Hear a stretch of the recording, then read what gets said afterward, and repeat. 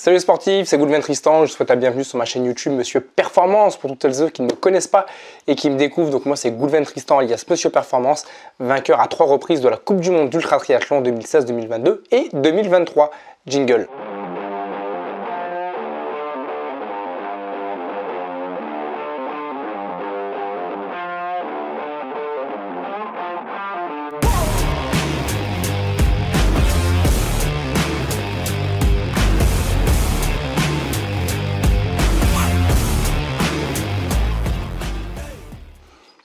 Je n'aime pas nager et pourtant je nage des distances extrêmes en natation. Comment ça se fait?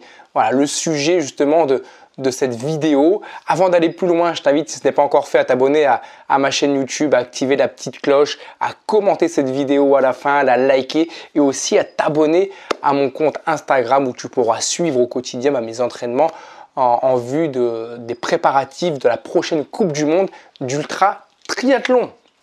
Donc oui, voilà, je n'aime pas nager et pourtant je nage des distances extrêmes en natation, pouvant aller pour ma plus longue distance que j'ai nagée, 76 km.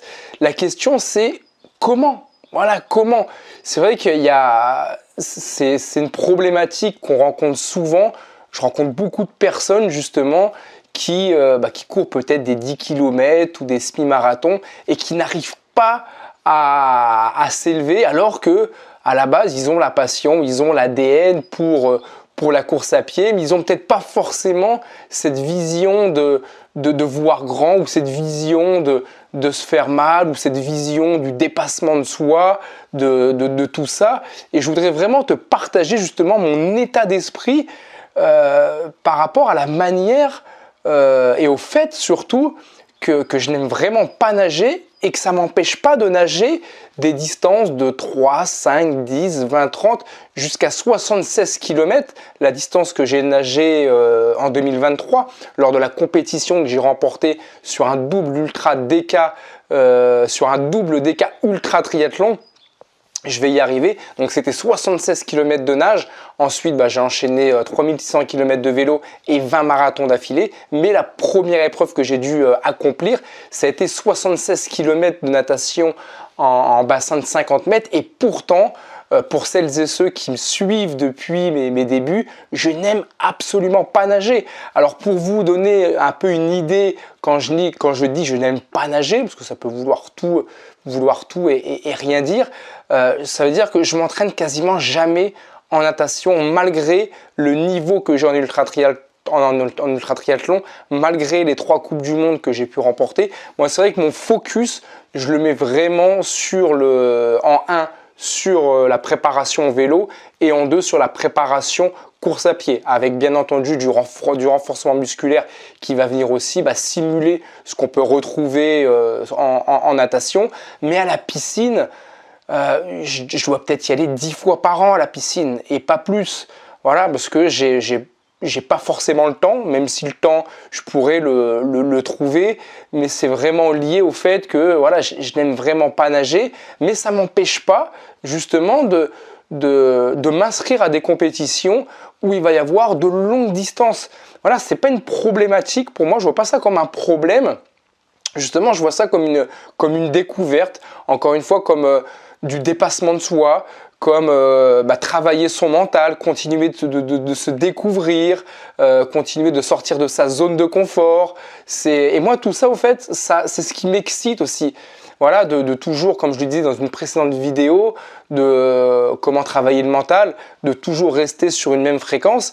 Voilà, moi, si je devais rester sur la fréquence qui me plaît, c'est-à-dire dans ma zone de confort, déjà, j'irais jamais nager parce que j'aime pas ça, donc je ferais que courir. Même le vélo, à la rigueur, j'en ferais beaucoup moins par rapport à ce que je peux en faire en vue des préparations de mes objectifs de Coupe du Monde d'Ultra Triathlon.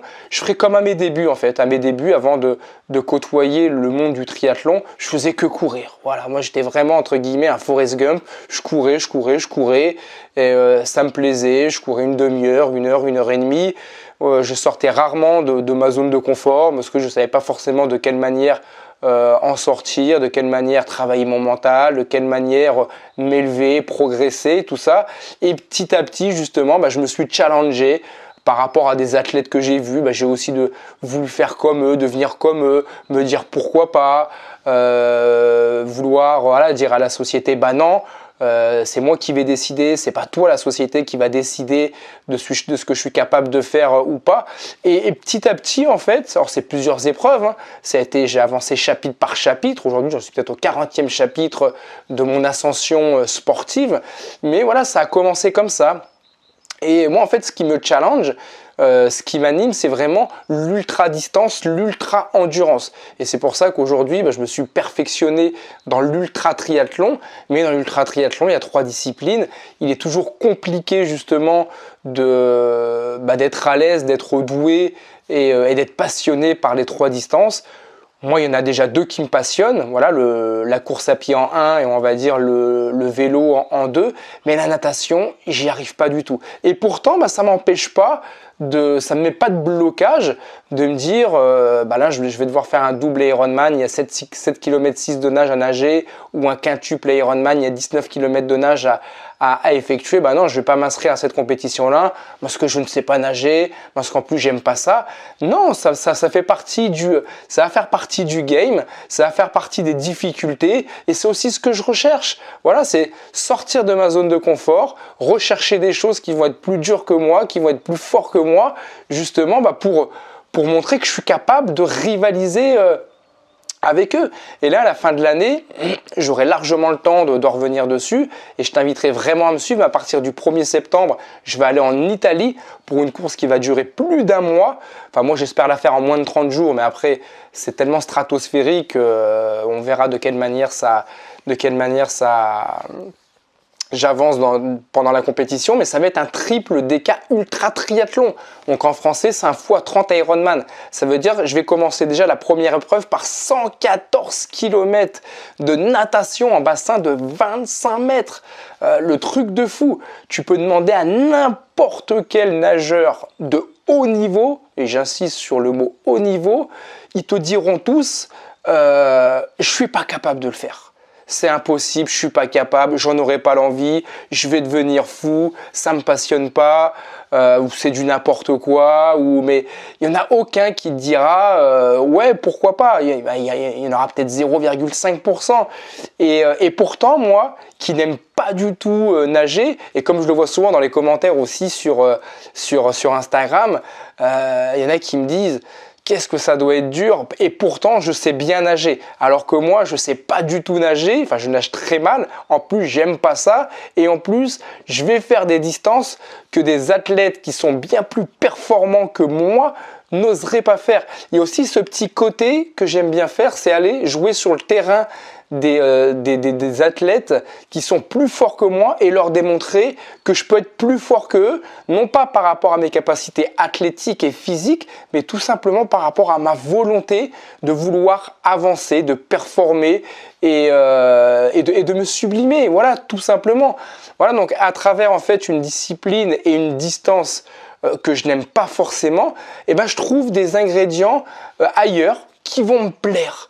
Voilà, et peut-être que toi tu te trouves dans ce cas-là, pour essayer de faire un comparatif, parce que là j'ai été un petit peu loin au niveau des distances de la natation, mais voilà, souvent je côtoie des athlètes qui ont l'habitude de s'entraîner à courir une demi-heure, 1 heure, qui font pendant leur footing 7, 8, 10 km et qui n'osent pas forcément passer sur le semi-marathon, ou du semi-marathon qui n'osent pas passer par le marathon, parce que le marathon, malgré que ce soit une discipline qui se démocratise de plus en plus, le mot marathon, ça reste quand même grandiose. Voilà, c'est comme le mot Ironman, homme de fer. C'est moi, à mes débuts, quand j'ai fait mon premier Ironman, le mot Ironman, rien que le mot, il me bloquait. Voilà, il me bloquait parce que faut l'assumer, le mot Ironman.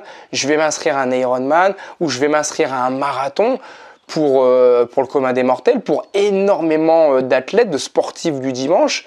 S'inscrire à un marathon, participer à un marathon, c'est waouh, c'est un peu comme faire l'Everest, et je le comprends tout à fait.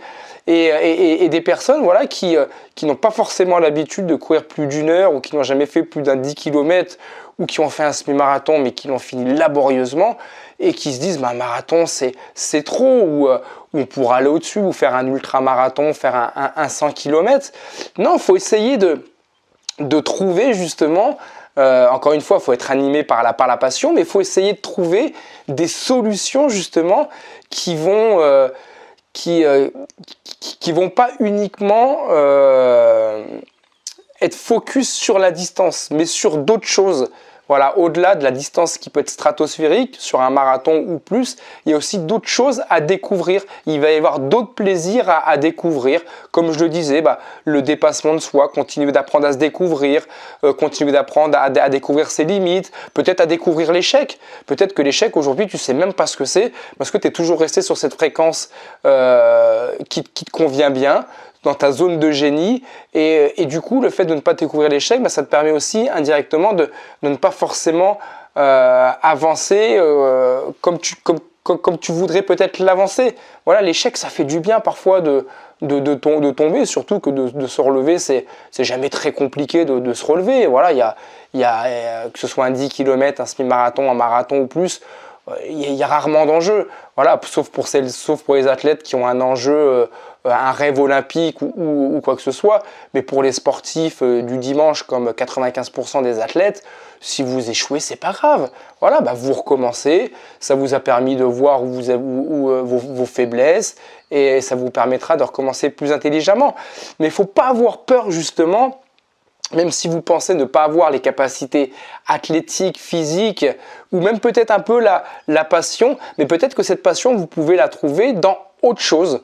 Voilà, dans le dépassement de soi, dans la découverte de vous-même, il y a plein de choses à découvrir. En fait, c'est plus vous allez sortir de votre zone de confort, plus vous allez apprendre à vous connaître et à découvrir des choses que vous ignoriez complètement sur vous. Moi, si vous saviez le nombre de choses que j'ai pu apprendre sur moi justement à force de me dépasser, à force d'aller côtoyer des sommets, de sortir de ma zone de confort, d'aller me côtoyer, d'aller me frotter à des athlètes ou dans des disciplines sportives où j'étais pas forcément invité, comme le triathlon, comme la traversée de la Manche à la nage, comme l'ascension du Mont Blanc que j'ai fait à 2 reprises, alors que j'avais jamais fait d'alpinisme. Enfin voilà, moi j'essaye de me tester un peu dans tout ce qui me passionne. Après, dans tout ce que je fais, bah, tout ne me passionne pas, mais le dépassement de soi, le défi, la découverte, ça fait partie des ingrédients justement qui vont m'animer à continuer d'avancer.